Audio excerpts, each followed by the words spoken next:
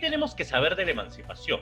El primer punto que vamos a charlar acerca de la emancipación tiene que ver con ¿qué?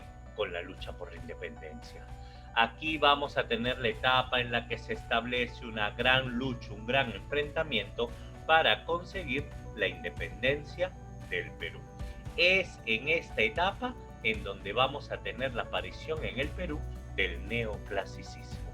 Acá aparece René Descartes. Es aquí que tenemos pienso, luego existo, ¿cierto? El racionalismo hace su aparición por aquí. En esta etapa nace un pensamiento americanista. ¿A qué vamos a llamar pensamiento americanista? Fácil, en esta etapa tenemos América para los americanos. ¿Qué significa?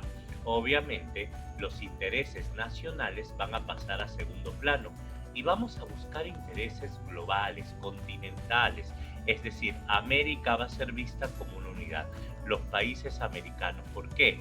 Porque puedes votar al español de Argentina, puedes votar al español de Colombia, pero si no lo votas de toda América, el español sigue siendo una amenaza.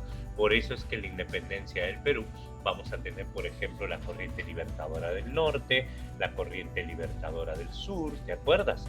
Vamos a tener intervención de diversos países americanos en pos de la independencia. Es en esta etapa en donde aparece pues el americanismo. Y es aquí también donde vamos a tener que la literatura va a cumplir un tono panfletario.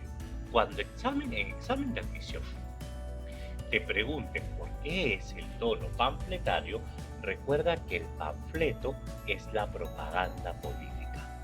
El panfleto tiene que ver con una propaganda de ataque.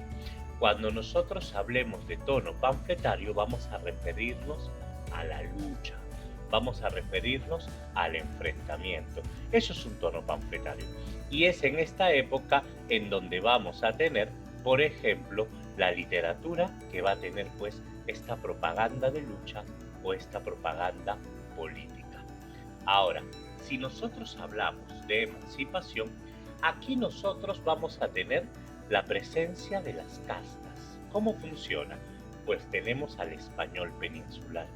Si recuerdas, el español peninsular es aquel que nace en España.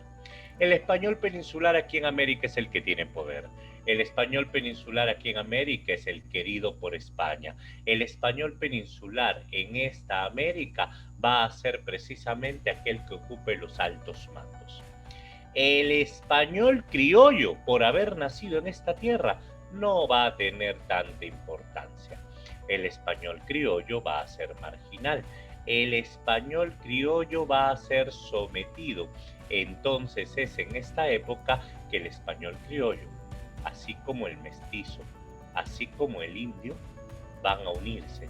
¿Qué tienen en común el español, el mestizo y el indio? Que los tres nacieron en América.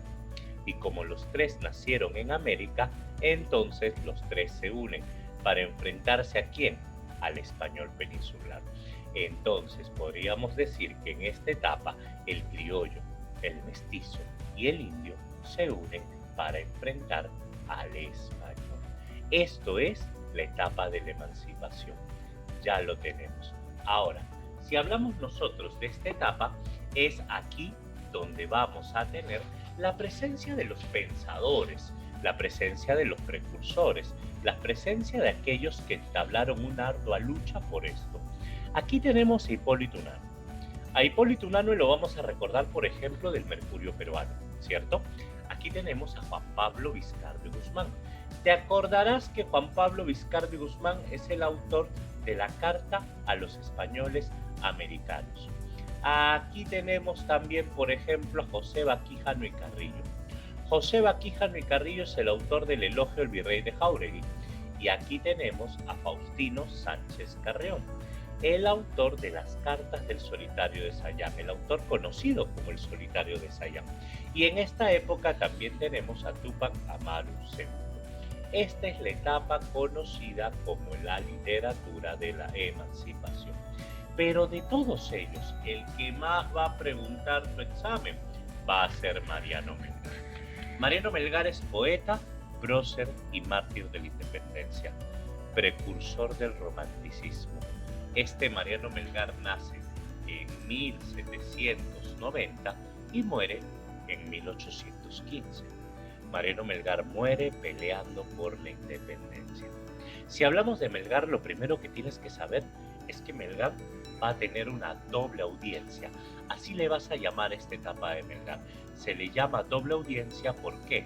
Porque Mariano Melgar va a tener una audiencia criolla y una audiencia indígena. ¿Qué significa esto? Significa que Mariano Melgar escribe para los criollos y Mariano Melgar escribe para los indios. Cuando Mariano Melgar escribe para los criollos, Mariano Melgar en esta etapa va a escribir, por ejemplo, con odas. Mariano Melgar a los criollos les va a hablar con un lenguaje alturado.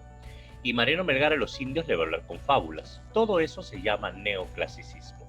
Mariano Melgar es un escritor neoclásico. Mariano Melgar tiene formación humanista. Mariano Melgar, por ejemplo, tradujo a Ovidio. Mariano Melgar, por ejemplo, tradujo a Virgilio. Mariano Melgar va a tener el sentimiento patriótico, americanismo. Todo esto, toda la etapa política y culta de Melgar se conoce como de etapa neoclásica.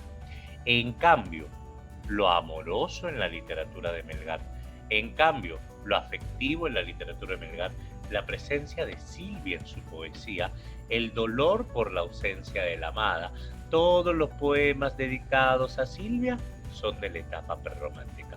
Tú tienes que recordar que Mariano Melgar es prerromántico y Mariano Melgar es neoclásico.